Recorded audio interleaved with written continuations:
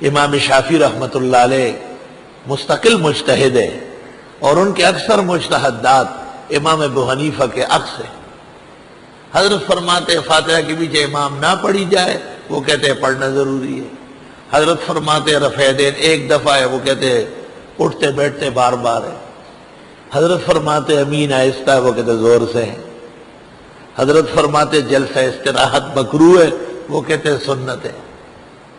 کتنے اختلافات ہیں نفی و اس بات کا، لیکن یہی امام شافعی تاریخ دمشق میں خطیب نے لکھا ہے، خطیب بغدادی نے تاریخ بغداد میں لکھا ہے، اور ابن عساکر نے تاریخ دمشق میں، کہ یہی امام شافعی جب مسجد امام اعظم تشریف لے گئے، جن کے قریب میں حضرت کا مزار ہے، تو انہوں نے اپنے بعض اجتہادات ترک فرمائے۔ جب پوچھا گیا فرمایا تعظیما لصاحب القبر، امام صاحب کا احترام بہت ضروری ہے، امام صاحب کا احترام کرنا چاہیے۔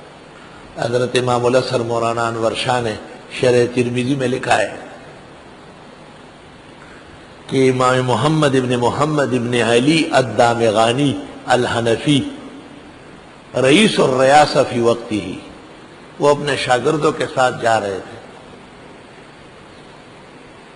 شیراز میں مشہور زمانہ ابو اسحاق شافعی کی مسجد آئی۔ طالب علموں سے پوچھا یہ کون سی مسجد ہے؟ کہا امام ابو اسحاق کی ہے، جنہوں نے المہذب فی فقہ شافعی لکھی ہے۔ دامغانی نے کہا مغرب قریب ہے، نماز پڑھ لیتے۔ جب داخل ہوئے، امام ابو اسحاق شافعی محراب میں بیٹھے تھے، دیکھا کہ امام دامغانی آ گئے، مؤذن کو بلایا اور ان کو کہا اذن بلا ترجیح اکرم الشیخ۔ شافعی کے ہاں اذان میں ترجیح سنت ہے، مؤذن سے کہا آج نہ کرے، بہت بڑے عالم ہمارا مہمان ہے، حنفی بزرگ ہے، سادی اذان دل۔ جب نماز کا وقت ہو گیا تو امام ابو اسحاق شافعی پیچھے ہو گئے، امام دامغانی سے کہا تفضل صلی بنا، آپ نماز پڑھائیں، آپ بڑھے۔ امام دامغانی آگے ہو گئے، نماز پڑھائی تو نماز میں ہاتھ کندھوں تک اٹھائے کش شافیہ، اور ہاتھ ناف کے نیچے کے بجائے ناف کے اوپر باندھے۔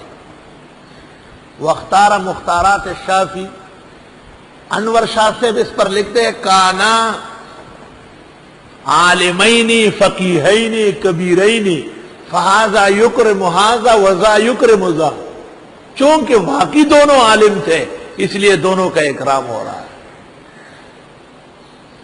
کبھی بھی غلط پہلو نہ اختیار کرنا، میرے جرح و تعدیل سے غلط پٹی پہ نہ جانا۔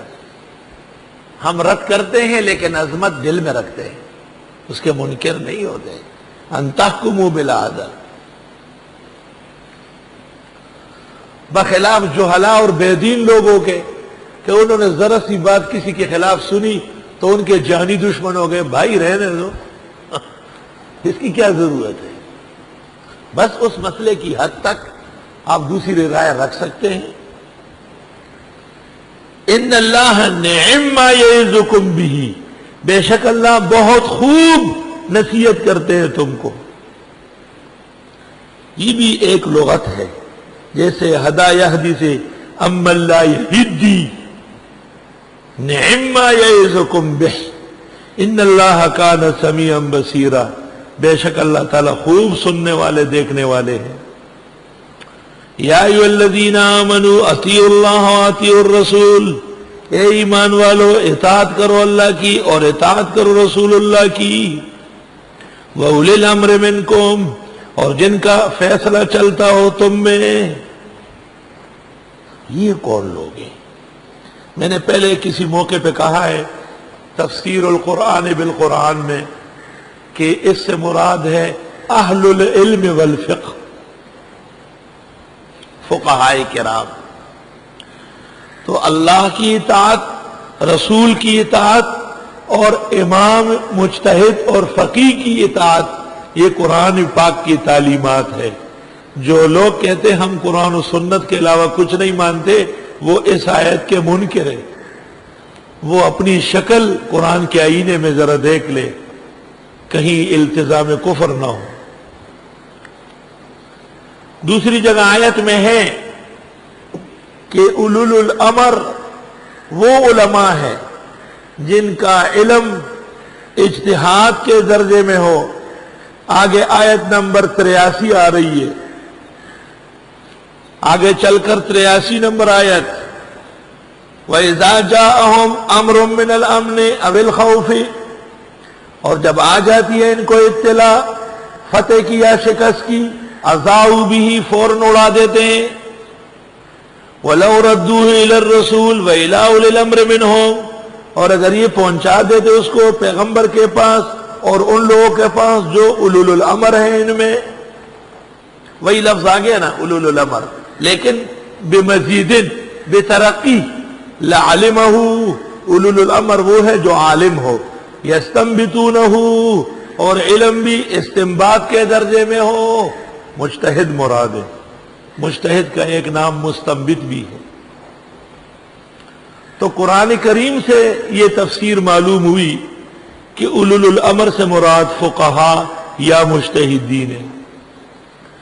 ابو ہریرہ سے منقول ہے کہ اس سے مراد حکمران ہے.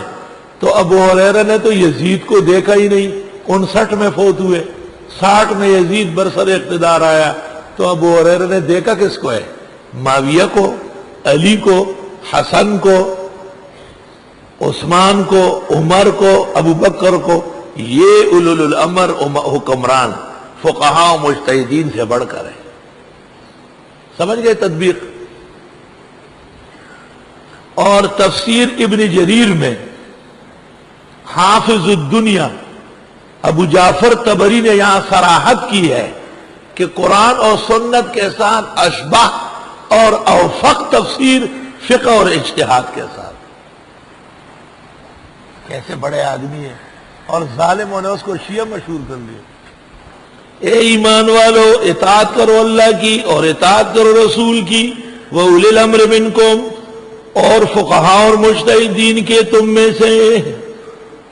پھر ان پر اطیعوا داخل کیا کیونکہ وہ مستقل ہے، لیکن فقہا و مجتہدین کی اطاعت مستقل نہیں ہے، بلکہ قیاس تو مظہر ہے، مثبت ہے ہی نہیں. فَإِن تَنَازَعْتُمْ فِي شَيْءٍ، پس اگر تم اختلاف کرنے لگے کسی چیز میں، فَرُدُّوهُ إِلَى اللَّهِ وَالرَّسُولِ، تو لوٹا دو اس کو اللہ اور رسول کی طرف. إِن كُنتُمْ تُؤْمِنُونَ بِاللَّهِ وَالْيَوْمِ الْآخِرِ، اگر ہو تم ایمان رکھنے والے اللہ و آخرت کے دن پر. ذَلِكَ خَيْرٌ وَأَحْسَنُ تَأْوِيلًا، یہ بہت بہتر ہے اور بہترین ہے باعتبار انجام کے اور نتیجے کے. مسائل اور بھی ہے اس آیت سے. اس پر کما حق کہو کلام کیا ہے شیخ رشید علی رضا مصری نے اپنی تفسیر المنار میں. شیخ رشید علی رضا شاگرد ہے مفتی محمد عبدہو کے. مفتی محمد عبدہو شاگرد ہے جمال الدین افغانی کے، وہ بھی شیخ الازہر رہے.